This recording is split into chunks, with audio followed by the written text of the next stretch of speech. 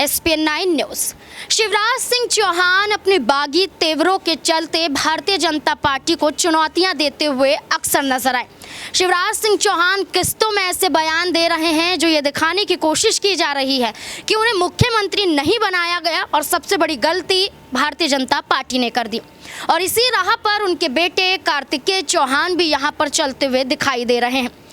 यहाँ पर कार्तिकेय सीधे तौर पर ये कहते हैं कि एक व्यक्ति जो इतनी मेहनत करता है, मेहनत करने के बाद मुख्यमंत्री बनता है, लेकिन जब उसके बाद मुख्यमंत्री बनने के बाद कई काम कर दिए जाते हैं और जब अगली बार चुनाव आता है, जो कि इस विधानसभा चुनाव की बात की गई है, इसमें उसे दरकिनार कर दिया जाता है, उसकी मेहनत को दरकिनार किया जाता है, उसके सालों की जो जद्दोजहद यहाँ पर देखी जाती है उसे दरकिनार कर दिया जाता है। तो ऐसे में भारतीय जनता पार्टी पर एक बड़ा हमला कार्तिकेय चौहान ने यहाँ पर किया। इसके साथ साथ ये कहा जा रहा है कि जो भारतीय जनता पार्टी को इतनी बड़ी चुनौतियां देते हुए नजर आ रहे हैं, किस तरीके से हमला कर रहे हैं, क्या कुछ कहते हुए नजर आ रहे हैं, उसका वीडियो भी हमारे पास है। क्या कुछ कह रहे हैं देखिए जरा। अपने ऊपर गर्व होना चाहिए कि हमारे बीच का एक व्यक्ति है जिसने अपने दम पर मध्य प्रदेश में 20 साल की सरकार के बाद दोबारा सरकार को रिपीट किया।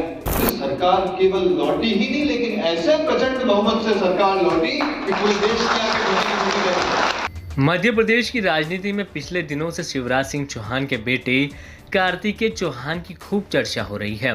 अपने पिता के सीएम नहीं बनने पर कहीं ना कहीं कार्तिकेय चौहान मायूस नजर आ रहे हैं।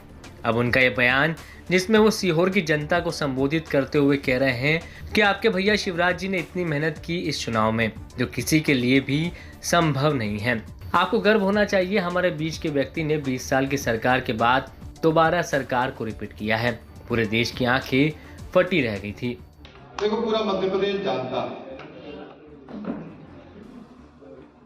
आपके भैया ने चुनाव में जब मेहनत करी तो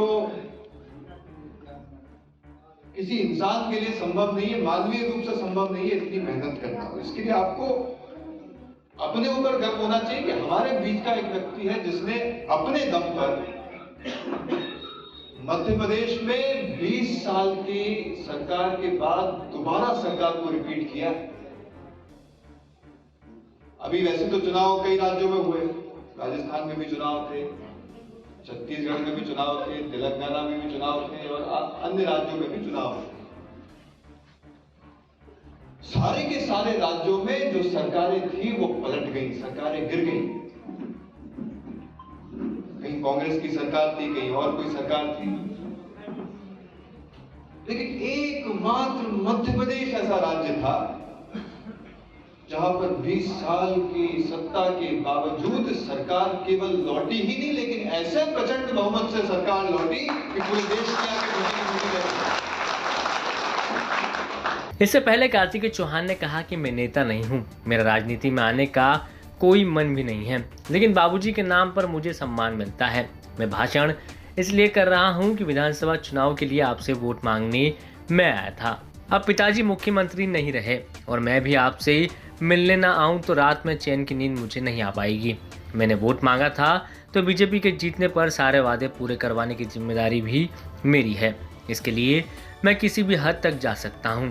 फिलहाल सियासी हलकों में कार्तिकेय चौहान के बयान की खूब चर्चा हो रही है। सीहोर से कार्तिकेय को आपने सुना, उसके बाद तो यही कहा जा रहा है कि क्या वो अपने कदम कांग्रेस की तरफ भी बढ़ा सकते हैं, क्योंकि शिवराज सिंह चौहान को लेकर यही कहा जा रहा है। शिवराज सिंह चौहान अपना दर्द बयां करते हैं कि मुख्यमंत्री नहीं बनाया गया, वहीं कहीं ना कहीं कांग्रेस पार्टी के समर्थन में अपने बयानों के जरिए जाहिर करते हुए भी नजर आते हैं।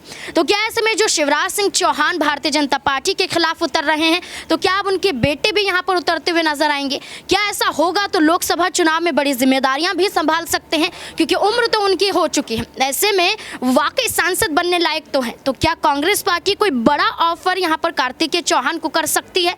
जैसे यहां पर जीतू पटवारी लगातार शिवराज सिंह चौहान के समर्थन में बोलते हुए नजर आए हैं। क्या लोकसभा चुनाव को देखते हुए कांग्रेस पार्टी उनके बेटे को साधने के लिए ये रणनीति बना सकती है? क्या लगता है आपको? कमेंट बॉक्स में जरूर बताएं। देखते रहे SPN9 न्यूज। धन्यवाद।